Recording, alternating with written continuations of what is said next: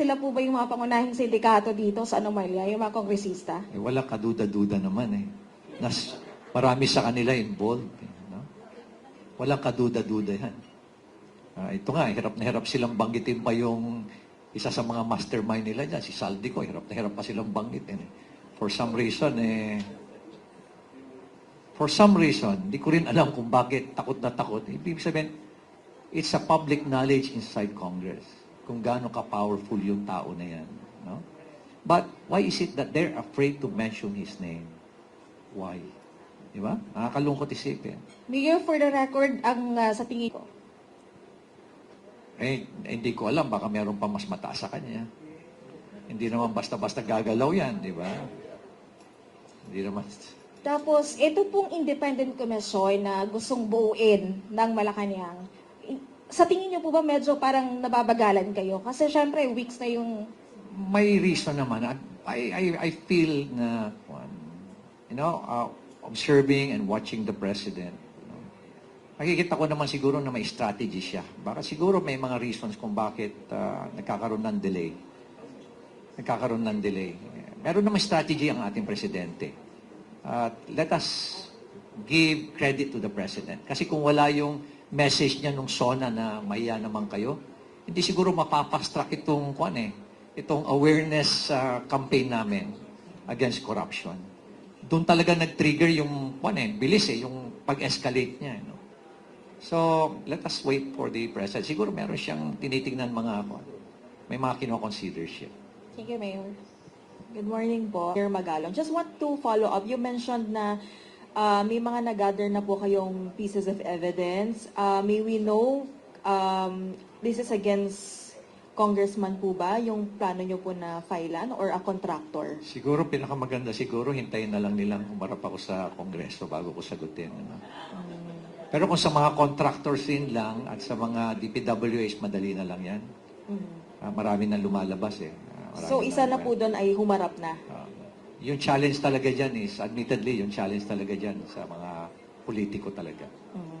And then Mayor, yung mga nagsalita na po ng ilang mga contractor, gaya po ng mag-asawang Diskaya and yung ilang mga DPWH district engineers, may mga nagsasabi rin po na even sa kanila, lumabas na rin na gusto nilang maging state witness. But yesterday, Pasig City Mayor Vico Soto is saying na hindi sila dapat na payagan na maging state witness because, kumbaga, in one way or another, nag-benefit din sila. Sir, kayo, ano po yung tingin nyo doon sa mga nagsasalita ngayon dito sa mga pagdinig sa Kongreso? Dapat bang pagkatiwalaan sila para maging state witness? Okay. Hindi dahil kriminal ang isang tao, hindi na siya credible na witness. Di ba?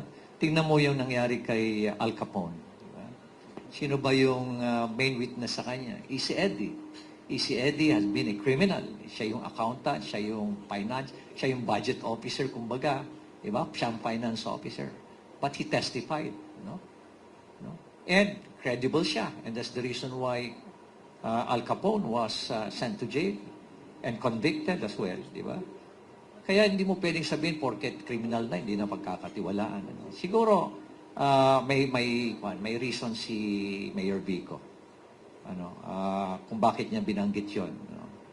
Pero sabi ko nga is, we have to validate kung ano yung mga statement ni Vizcaya. And the only way we can validate that is through the employment of investigators to do that. Kaya nga importante yung investigators Hindi pwedeng puro, no offense hindi naman pwede yung investigating body, puro mga lawyers, puro mga pwedeng gano'n. Kailangan mo talaga ng investigasyon dyan kasi kailangan may skill, may talent, at the same time, may tradecraft Yung pagkuha ng ebidensya, tradecraft yan. Kumbaga, may technique yan. May certain skill. Sir, to Sir Boy Evangelista, po ba agree kayo na dapat ganun din yung gawin ng mga possible na magiging state witness? Dapat ibalik din nila? Tama po yun. Yung fruit of the crime, mas kailangan ibalik to show good intentions at yung admission nila sa witness protection program pwede yan kasi nga, ang panawagan nga natin, whistleblowers, no? Who is the least guilty amongst the conspirators, no? I think nasabi naman nila, wala naman silang kaso that involves moral turpitude, no? So, they can qualify to be admitted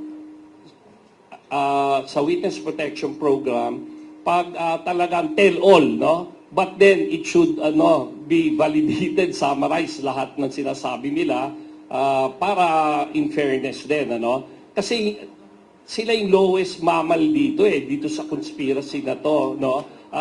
It starts from the halls of Congress. Alam naman natin yan di ba? Like si Saldico, ang hirap nilang mabanggit May isa pa nga hindi mabanggit alam naman natin kung sino yun si Speaker, di ba? Speaker of the House. So nandun na tayo So dinidribble natin dapat tayo i-break natin itong cycle na to yung cycle of corruption, basagin natin to. And dapat mag-focus na lang talaga tayo dito, no? Kaya willing kami, okay kami yung mga least guilty to be admitted sa Witness Protection Program, but dapat lahat tell-all. Wala silang itatago na anything, no? Sir, last na lang, hindi po ba challenging din yon so, paano po i-weigh in yon? Dito nakikita nga natin selective, no? Iiba may political agenda pagdating sa Senate, doon sa Blue Ribbon Committee. Na-witness naman natin yan makikita natin dito kung sino yung kargado sa Congress, sa Senado, na kaya in short, dinidribble nila ang mga tao, tayo, taxpayers' money, at kaya nga, this must stop Kailangan may makulong dito, accountability, may mapurusahan, at merong jail time, no? Mag-serve sila ng jail time. Alam mo, I remember going back dun time ni Pinoy, no? 3 senador ang nakulong dun the iconic JP Enrile,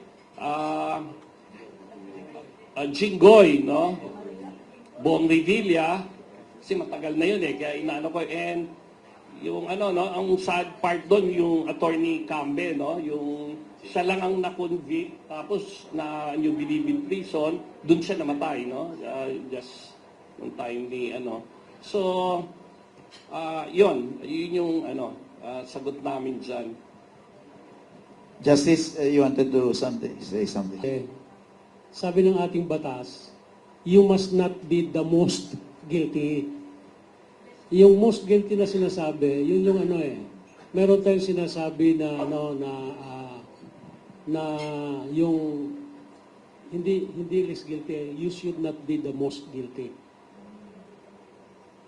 So, hindi ikaw dapat yung pinaka number 1 na guilty. Ikaw hindi mastermind. So, yon? Una, participation by inducement. Sino yung nag-utos? And then, pangalawa is participation by direct participation. Sino yung gumawa? At pangatlo ay yung indispensable cooperation. Yun yung mga principles. Tayo nagpa-participate dito, we should be vigilant for accountability at maging watchdogs talaga tayo dito.